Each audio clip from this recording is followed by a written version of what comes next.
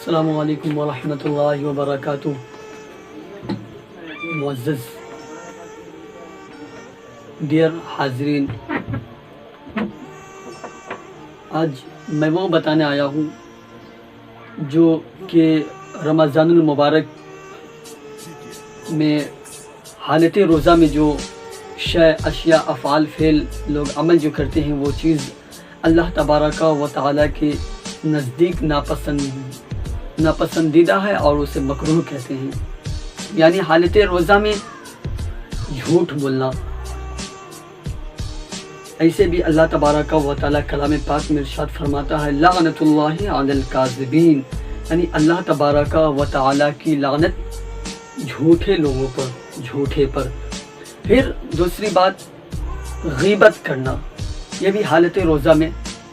مکروہ ہے۔ چغلی کرنا اور تکبر کرنا،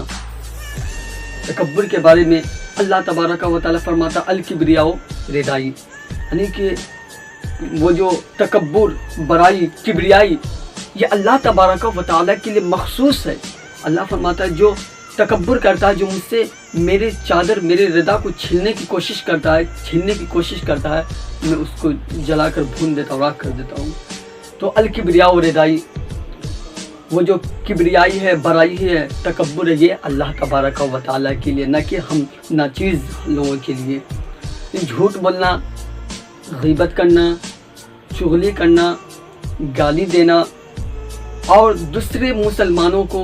تڑپانا، دوسرے مسلمانوں پر ظلم کرنا اور پڑوسیوں کو تڑپانا، پڑوسیوں کا حق ماننا اور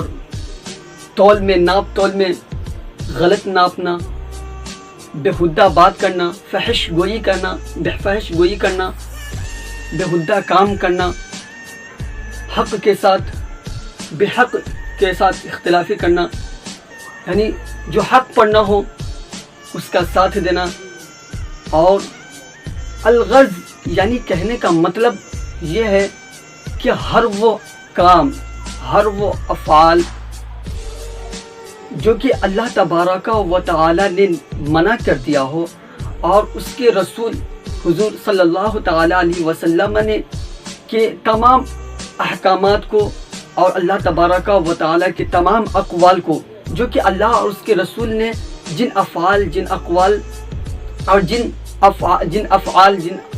فعل کے بارے میں، جن اعمال کے بارے میں اللہ تبارک و تعالیٰ نے منع کر دیا ہو، ان کو بجا لانا رمضان المبارک کے میں، وہ تو ایسے بھی یعنی عام دنوں میں بھی، عام ایام میں بھی وہ ناجائز و حرام ہے، اور حالت روزہ میں یہ سخت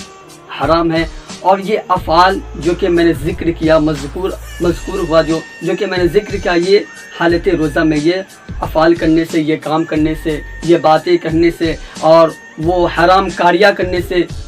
اپنے آنکھوں سے حرام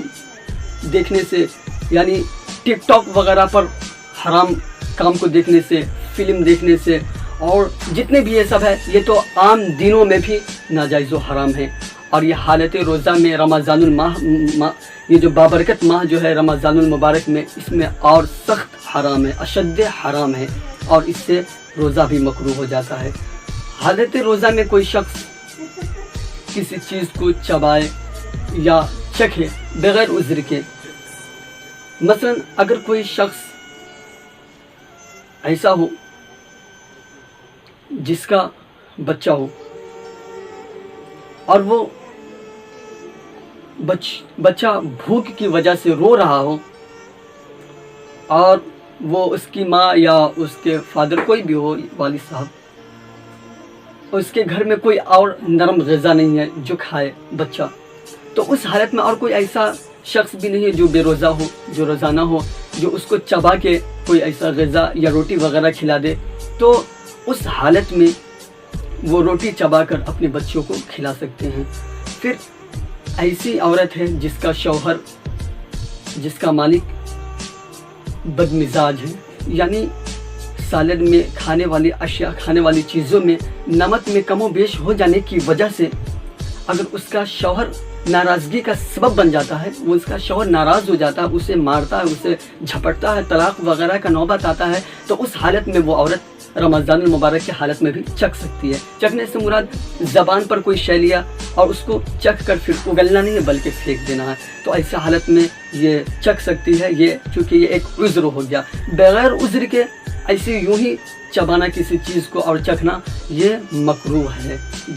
در مختار وغیرہ۔ اور میں آپ کو بتاؤں کہ حضور اکرم صلی اللہ تعالی علیہ وسلم کا فرمان عالی شان ہے کہ وہ فرماتے ہیں کہ افطار کے وقت تم جب افطار کرو تو کھجور سے کرو، اگر کھجور میسر نہ ہو تو چھہارے سے کرو، اس لیے کہ یہ بابرکت شے ہے، اس میں اللہ تبارک و تعالی نے برکت رکھا۔ اور اگر یہ بھی نہ میسر ہو تو پانی سے افطار کرو، اس لیے کہ یہ طاہر ہے، یعنی یہ پاک کرنے والا پانی یہ شے ہے۔